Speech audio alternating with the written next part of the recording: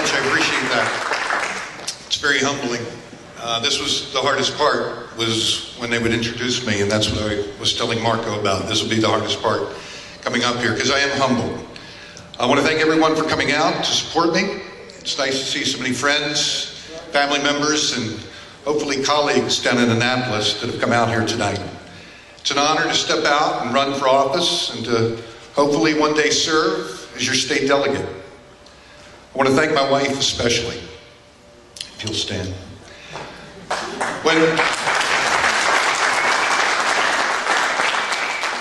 When I told her that I wanted to run for office, she had about 150, maybe 200 questions. Most of them, what do I have to do? And I appreciate the fact that she's had to step out of her comfort zone. And she's doing it again tonight, right here by my side, and I very much appreciate that. First thing I want to talk about is why I'm running. I look at my son and my daughter, and I'm devastated that they may have no chance at the American dream. Instead, they'll be paying off our debt. And I'm ashamed that for the first time in our country's history, ours is the generation that is turning the country and state over to the next generation in worse shape than we inherited it. These kids that you'll see coming up on the screen now, each have a $53,000 noose tied around their neck as they enter the world. That's their share of the national debt. The son should not be held accountable for the sins of the father, but they're going to be unless we as a generation take on our responsibility. I see a country and a state that thinks the government is the solution to all of society's ills.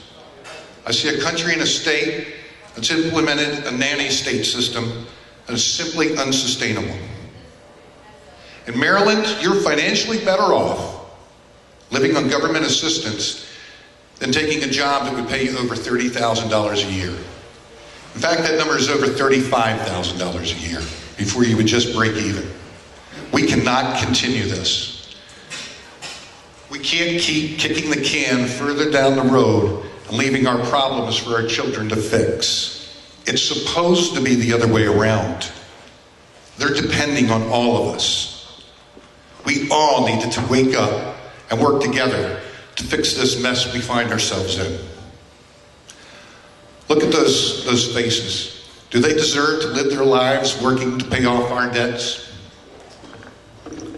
We need to reach out to our neighbors, settle our differences, forgive what needs to be forgiven, and find good in each of us, and find common ground where we can work together and solve the problems that we face.